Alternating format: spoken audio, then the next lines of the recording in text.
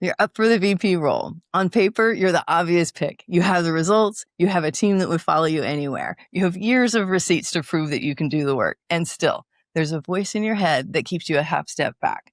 It tells you to check that deck one more time before you send it. It tells you to say yes to the extra project because you don't want to let anybody down. It tells you to hold the work close because you don't want to burden your team. They're maxed out already. That voice feels like work ethic. It feels like the very thing that got you here. So here's the question I want you to ask yourself today. What if that voice is the thing keeping you out of the VP seat? What if you've been successful in spite of this behavior, not because of it? I'm Jill Avey, a career success coach, and this is SisterSmart Leadership, the show that explores how women can rise from director to vice president and beyond by fully leaning into their feminine energy as their biggest advantage. Let's get you one step closer to the recognition and promotion you deserve. Today, we're meeting what we call your saboteurs. And these are the inner voices that hum in the background and shape how you lead when the pressure is high. There are 10 of them, 1 master and 9 accomplices. By the end of the episode, you'll be able to spot which ones are yours, and you'll see why a few of them love to show up right at the director to VP line. I run in someone I trust to dig in with me. And so I'm here with our SisterSmart coach, Monica, who's our coach for covering the UK and European time zones. Monica, I'm so glad you're here for this one. I know you use this work quite a lot in your coaching. Yes, I do very much. And thank you for having me. So let's start simple. What is a saboteur? So, as you said, Jill, the saboteurs are the inner voices that formed when we were little, when we were young, to help us cope with whatever life was throwing at us, and they kept us safe back then. And they're still part of who we are today. They're still in the background, like an old program that never updated itself. And they often show up still today when we lead a team or when we are leading budgets as well. It's part of the work of Shizad Shamim, Positive Intelligence. And yeah, as you said, I've been using it with clients for 5-6 years and I absolutely love it. Me too. It's been some of the most powerful work that we do here at SisterSmart. Indeed. I was thinking, you work with senior women a lot. Why do you think these saboteurs matter so much at this director to VP line? It's an interesting question, Monica, because this is that point where we're shifting from the doer to the leader. And these exact things that helped us get here are often the things that hold us back from making that shift. And so these saboteurs can really come into play here, helping us get stuck in this doer role and not feeling like we can make that shift. So this is really in foundational work for making this shift. Yeah, absolutely. Yeah. So before we go into the list, there's one voice that runs the whole show. Would you tell us about the judge? Yes. So the judge is the master saboteur, and it finds faults with ourselves, with people, or with circumstances, sometimes with all three. It's very hard to catch as well because it sounds a lot like the truth. It sounds like an opinion that we have. And also, it very often we recognize it as the inner critic when it finds fault with ourselves. That's very much the type of voice that it has. And it keeps us going and doing and judging ourselves really harshly because we're never doing enough, we're not working hard enough, we're not good enough. And it never lets us arrive, really. And it is very constant in our life. It becomes this background noise that we are used to. That's why it's tough to spot. It is. It is. So many people feel like they need the judge because it's what keeps them moving forward. And what would they be without it? But it's amazing how critical people can be of themselves. Yeah. And we'll say things to ourselves that we would never say to other people. Absolutely. All that's just holding us back. It's actually not driving us forward. And the thing that I love about this work is that Shazad teaches us that we can have success with our saboteurs, but we can't have success with fulfillment. And I think that's a really important piece with the judge, is it really makes you think that you're doing the right things, and you are, but you're not going to get there and feel happy once you arrive. And so this is what I love about this work, is because, you can have all the success that you want and more, and feel like you went down the right path and feel so much less stress and so much more energy return as well. Yeah. So let's jump into the accomplices. We've got some accomplices with this judge. So the judge doesn't tend to run alone. It usually has some friends around. So would you go over those for us, Monica? Yeah, and for anyone that is listening here, I would also suggest, as I'm going through them, think about 2 or 3 that really resonate with you, because they could be yours, right? So in no particular order, the first one that comes to mind is the stickler, and as the name suggests, is the perfectionist. And of course, the perfectionist, it slows us down very often because we end up reworking presentations at midnight, rewriting that email a million times to make sure that it's absolutely perfect. And another saboteur is the pleaser. Again, even this one, as the name suggests, people pleasing, it wins approval by always saying yes. And a typical sign is when our calendar is full of everybody else's tasks, not just our own.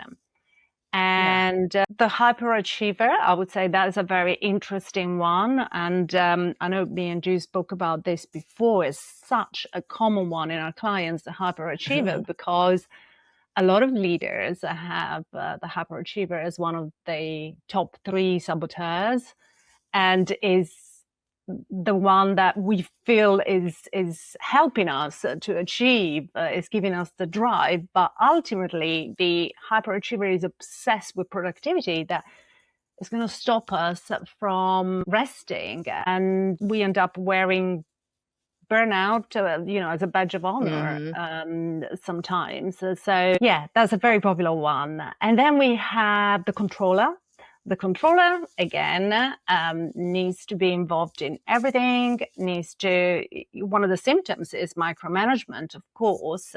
And sometimes we see it when someone hands off a project, but it needs to be done the way I say it, or you hand it back and then I'm going to redo it because the way I do it is better, right? All right. So, yeah. Another popular one, I think very much amongst female leaders as well, is the hypervigilant. The hypervigilant is always worried, is always spotting risks, scanning for anything that can go wrong. And that can be also very worrying for our teams when a leader is very much focused on that negative aspect of everything. And it makes life very difficult when we are constantly worrying. And the restless also is another saboteur. I find that is quite common in not just leaders, but entrepreneurs, for instance, because the restless makes us chase the next thing always. Can you think of an example, Jill, perhaps, where leadership, This is my number 2 saboteur. Of course, hyperachiever is my number 1, but the restless, when I experience this one, it's something is so important to go and start learning about usually. And I'm, on to the next thing. It's that shiny object is, I'll have, 5 things started and I never finish anything. And, so finishing things is one thing that the restless really struggles with. And it's one I know well. So there's also the avoider. So this is one that, likes to sidestep the hard stuff. When something feels hard, it'll have you kind of shrink back and tell yourself that it's no big deal. And it lets small problems take root instead of just tackling it and, getting over that difficult conversation. Avoiders really hate difficult conversations, and they value harmony. And that's the big thing, is that they want harmony inside and they want harmony outside. And so that can be really important there. And then we have the hyper-rational is another one. The hyper-rational really lives in their head, and they think it's all about data and what I'm thinking. And so they can be really great at analysis, but they can come across as cold to people and maybe not give enough attention to their inner world and, maybe other people's feelings and things like that. So, so then we have the victim, and that's one where, we are asking the question, why me?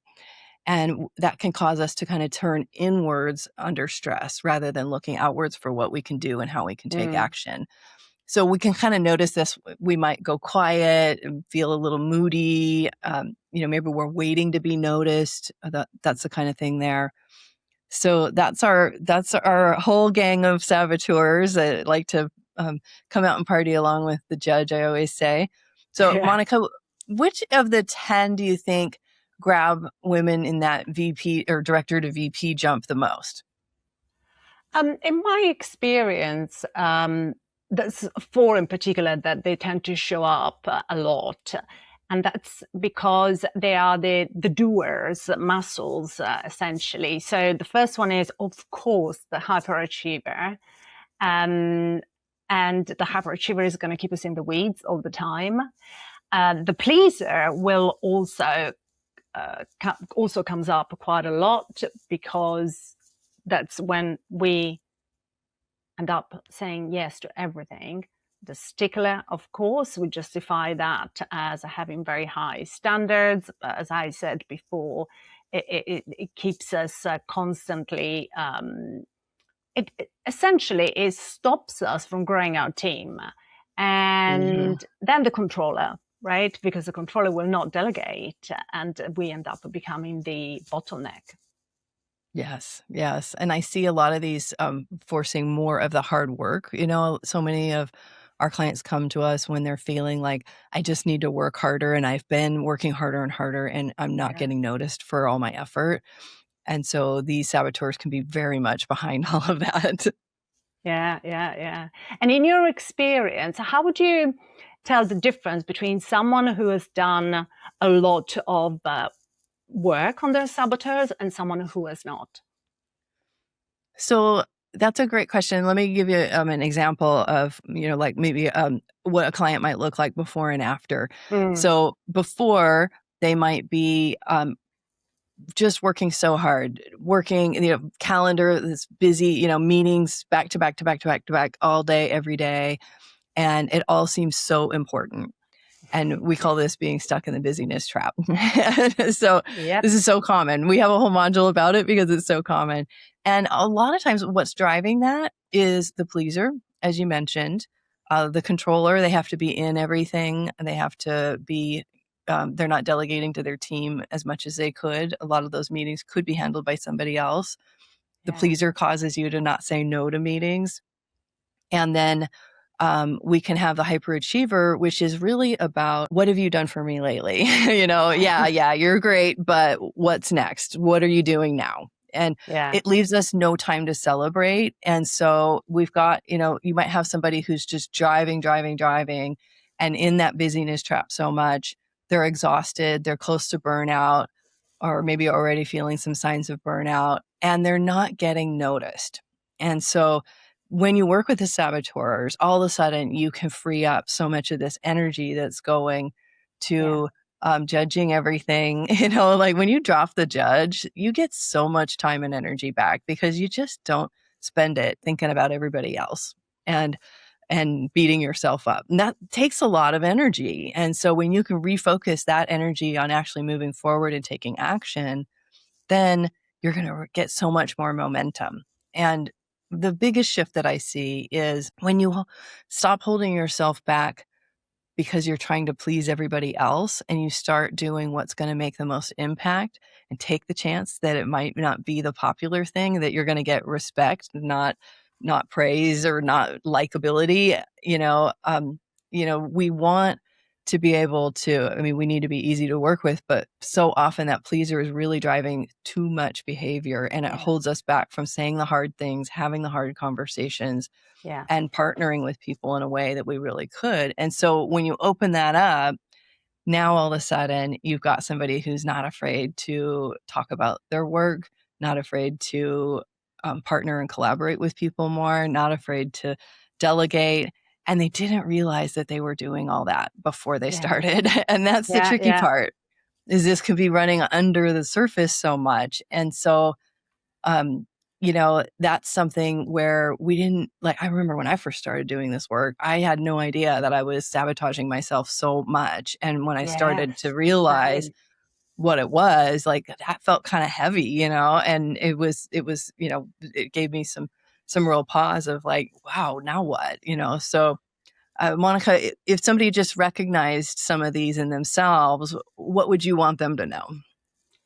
Well, I'm going to say what I always say to clients. There's nothing wrong with you for having saboteurs. There's nothing wrong with you. You're not broken. We all have them. I've got them. You have them. They're not specific to women or men. We all have saboteurs. And the important part is to understand that we are not the saboteur. The saboteur are those inner voices, those thinking patterns, those feeling patterns, those behaving patterns that we have developed over time that we keep running. And the moment that we recognize them, we become aware of them, we name them, we can actually gain perspective, some distance from them. And that's when we get enough space to think about how we respond. And that's when the change essentially starts.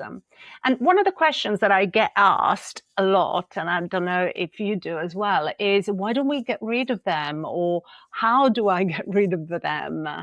And I know that you often use as an example of a porcupine to explain this.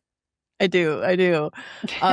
It's a great question because, like, that was my first response too, was like, ooh, get it out of here. And so that's not that we actually want to do the opposite. And so I talk about a porcupine quill instead, because what happens when you try to pull a porcupine quill out, it digs in harder. And so we have to take porcupine quills out very carefully and tenderly, right? And so that's what we want to do when we're thinking about our saboteurs, is that the best way to work with them is to first honor what they've been trying to do. Our saboteurs have been working so hard for all these years trying to keep our egos safe. And they're a very good mechanism that all children develop to make sense of the world when you're so vulnerable to everybody and you're so dependent on everybody for your safety. And so that's why, as you said, everybody has them, because they're just a psychological coping mechanism that works really well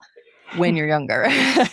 You just outgrow it. And so it helps if we can bring it in and say, hey, thank you. I appreciate what you've been doing. However, we don't need that anymore. And I've got this. And, you know, and that's how we can separate ourselves a little bit, like you were talking about, of, you know, it's not me. I'm me, and I have this saboteur that is part of me, you know, and then when we do that, then we can start working with that saboteur rather than having it work against us.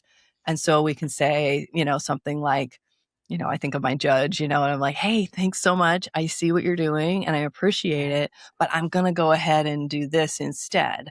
And so then that frees you. It allows the saboteur to relax a little bit, and then you can move on. And so that's where my porcupine story comes in. Love it. So, Monica, what is something that people can do today? Like, what would be their first move if they've, you know, related to one of these saboteurs that we're talking about? As we said before, name it to tame it. So when you're feeling that pull of a saboteur, that negative emotion, because ultimately saboteurs come very often with negative emotion. That's how we recognize them. That's when we name them. And that's when we say, no, that's not me. That's my judge. No, that's not me. That's my stickler. And in a work context, a useful question to ask ourselves is, whose job is this really? that one is very useful because it stops us doing and we start leading rather than taking on extra tasks that don't belong to us anymore. And for anyone that is listening, they can actually take the free assessment. I believe we have a link in the show notes. We do. Is that right? Yeah. Right. So absolutely go for it and find out yours and look at the top 2 or 3 that come up. Yeah, that's a great point. We don't like people to try to tackle them all at once. Yeah, Usually one at a time is better. Absolutely. And Definitely. also that generally speaking, the top 2 or 3 are the ones that tend to show up over and over and over again in our life, right? Yeah. So Yeah. yes, Yeah. focus on Which ones are those to yours, start. Monica? Well, my top one, we have that one in common, is the hyperachiever. Of course, same as the majority of our clients, I would say, because leaders tend to be very driven. They want to achieve, is important to them. And so leaders also come to coaching. They want to grow, they want to improve, they want to get better at what they do. So yes, that's my first one. And the second one is the stickler, as you probably have figured out by now. What about you? My top is hyperachiever as well. Yes. It was a 10 out of 10 when I started. It's much lower now, but and then the restless is my number 2. So another question that I have for you, Monica, have you noticed that there are any that people wouldn't guess about themselves? 2 come to mind for completely different reasons. I think the one that people don't guess about themselves is the hyper-rational, because the hyper-rational simply feels I'm right, I'm logical. Everything feels very factual, so it doesn't feel there's anything wrong. Also, the hyper-rational doesn't necessarily come with a lot of negative emotions, very often with a lack of them, if anything. So it can be tricky to detect. And the other one that also, it's more about, I think it's because it comes across undetected because we don't like it much, is the victim. In my experience, the victim tends to be a universal saboteur, almost like the judge. And we all have it at different times. Of course, for some people, it could be very much at the top, but we all end up sooner or later having a pity party about something. So we all very often end up in that space of victim, and it shows up when we have needs and we shut down instead of asking for what we need or what we want. So yeah, would you agree with that? Yeah, I do. And it's funny because sometimes it takes doing more work. I used to have a really low score on the victim and the avoider, but the more I've done the work, the more I can see them. So my scores actually came up because I'm more aware and I'm catching that. And so I think that's an interesting thing that happens as we do this work as well. I was thinking about the hyperachiever too, because I know my own experience was I saw that score and I was like, that's a good thing, right? And then I realized like, oh, what if I've achieved in spite of that rather than because of it? And that was a huge game changer for me to think about, okay, how can I achieve without that saboteur energy, but instead achieve, in a more positive way? Yeah, I can relate to that. And I had a couple of clients that voiced that really clearly. They said, but if I let go of it and I stop obsessing about achievements, I'm basically quitting something that helped me get to where I am now. I'm not going to experience drive anymore. And they're very scared of letting it go. But as me and you know, there's a different way. There's something else that we can do instead to nurture that drive in a more wise way, where we don't have to sacrifice ourselves so much. So yeah. Yes. I love that you're bringing that up because so often that's part of what the lies that these saboteurs tell us is that we need them and that they're important and we wouldn't be anywhere without them. And what will happen if you let go? And so they like to fight, don't they, for their space in our head. So yes, very much. They don't let go that easily. I think that's really that difference between a saboteur and just having high standards, that we're having that it's the energy that we bring to it. So a saboteur is always going to come with like some fear energy and some neediness to it. And what we really want to be doing is shifting to a much more positive way where we're looking for possibility and what could be, how can we make things happen? How can we take action? And that shift is pretty magical. Yeah, indeed. Yeah. So I always like to end every episode with 3 shifts that you can make today. So I would like for you to start with awareness. Where we start with this is just catching them. And this is the critical first step, is to just see it in action. So next time you feel that familiar pull or stress or anxiety or any of those negative emotions, name the saboteur in your head. As Monica said, that's my stickler. There goes my pleaser. That will help you put a little space between you and that voice. And in that space, you get to choose what's next. And then, as Monica mentioned, ask whose job is this?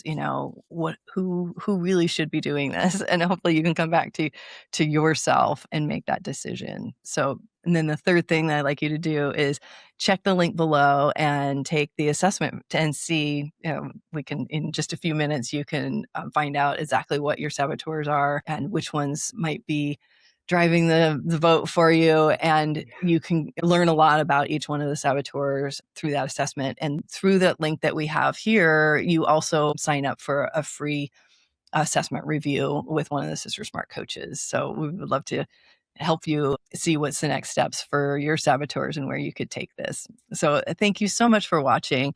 I would love to hear from you. So if you're watching this on YouTube, please let us know in the comments, which one did you recognize as yours? As we mentioned, we all have them. So I would love to hear about what you discovered. You'll be in very good company, I promise. And then once you know your saboteurs, the real work here is learning to lead with them. And that's exactly what we do in the Strategic Leadership Lab. And that's a 6-week program where you're helping you to move from director to VP. And we're making that shift that we talked about from doing to leading. So you'll learn to catch that reactive voice and choose a response that a senior leader would make. So we're building the strategic skills on top of all of that.